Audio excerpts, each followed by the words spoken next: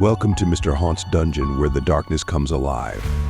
Dive into spine-chilling tales and eerie encounters that will keep you on the edge of your seat. If you love the thrill of a good scare, hit that subscribe button and join us for new frightening and true stories. Don't miss out. Fear awaits.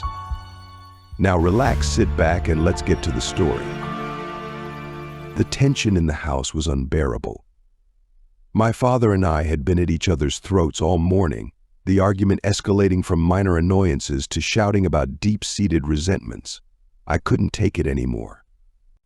The walls felt like they were closing in, suffocating me with every angry word. I grabbed my backpack and stormed out the door, slamming it behind me. The cool air hit my face as I stepped outside, offering a momentary relief from the suffocating heat of the argument. I needed to clear my head, and the only place that had ever provided me solace was the forest trail nearby. I had walked this trail countless times before, but that day I needed more time to cool off, more distance from the house filled with unresolved anger. I decided to take a different route, one that branched off from the main path and led deeper into the woods. I had never explored it before, but it seemed like the perfect way to prolong my hike and give myself the space I desperately needed.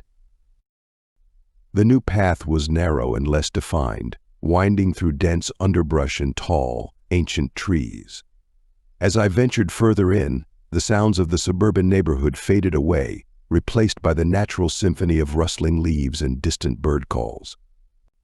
It was calming at first, the tranquility of the forest slowly easing the knot of anger and frustration in my chest. The hours passed, and the sun began to dip lower in the sky, casting long shadows across the forest floor.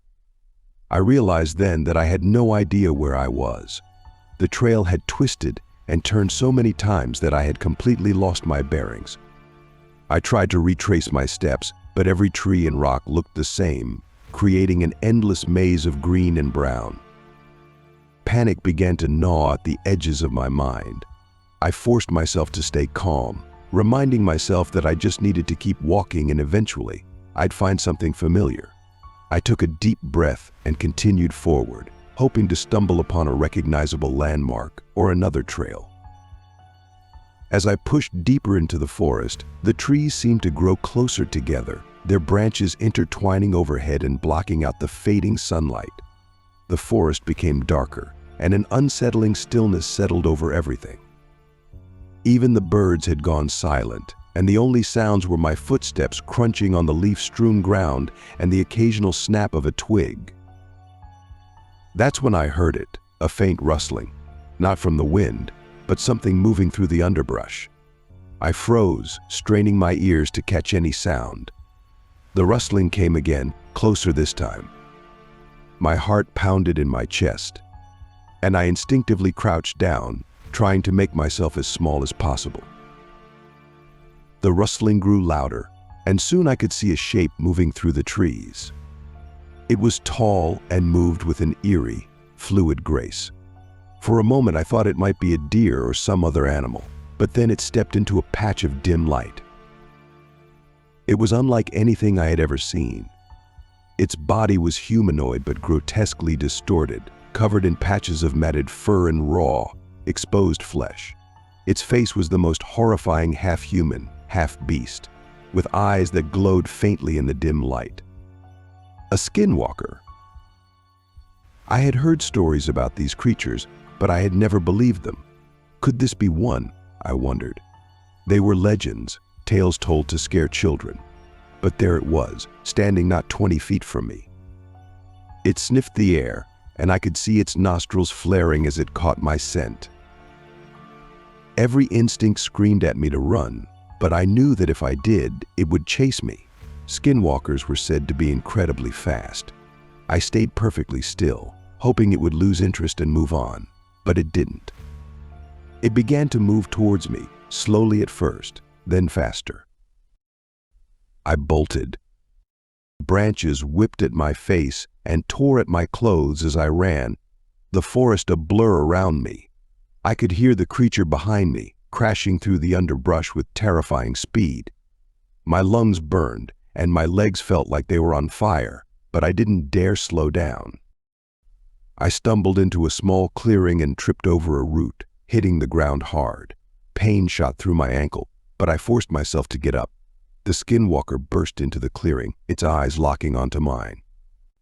It let out a low, guttural growl, and I knew I had seconds to act.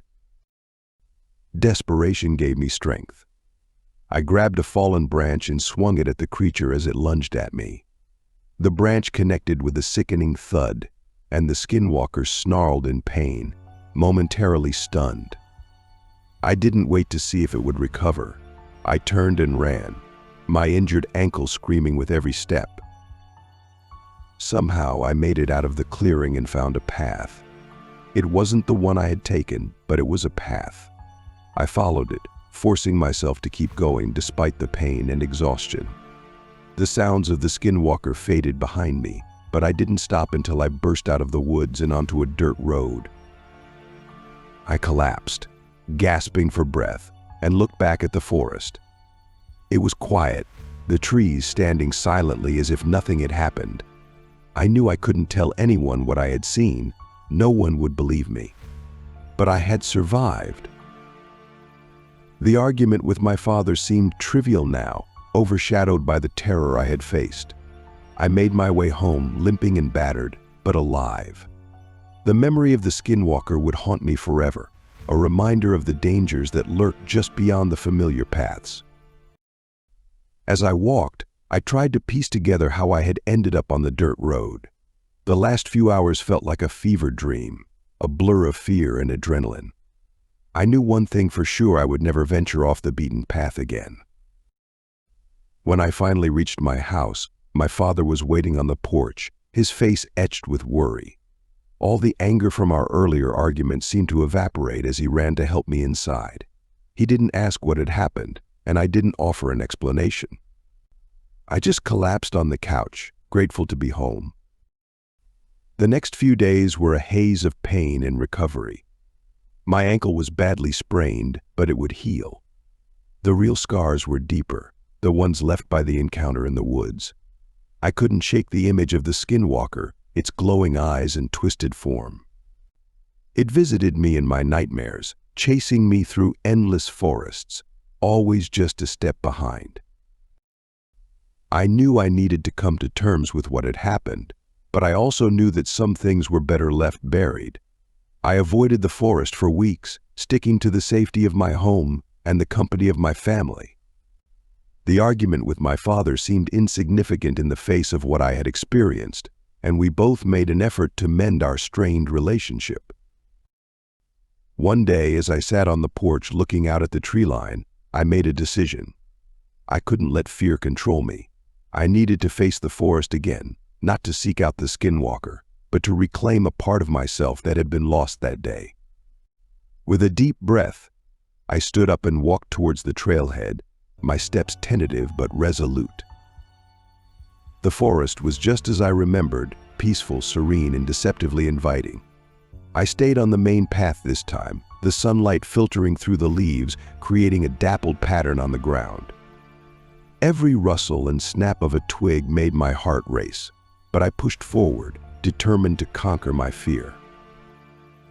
After an hour, I reached a familiar clearing. I sat down on a fallen log, taking in the quiet beauty of the surroundings. The forest no longer felt menacing. It was just a place, neither good nor evil. The real danger had been my own curiosity, my decision to stray from the known path. As I made my way back home, I felt a sense of closure. I had faced the darkness in the woods and come out the other side. The Skinwalker was a memory, a chilling reminder of the unknown, but it no longer held power over me. Back at home, I sat down with my father. We talked, really talked, for the first time in years.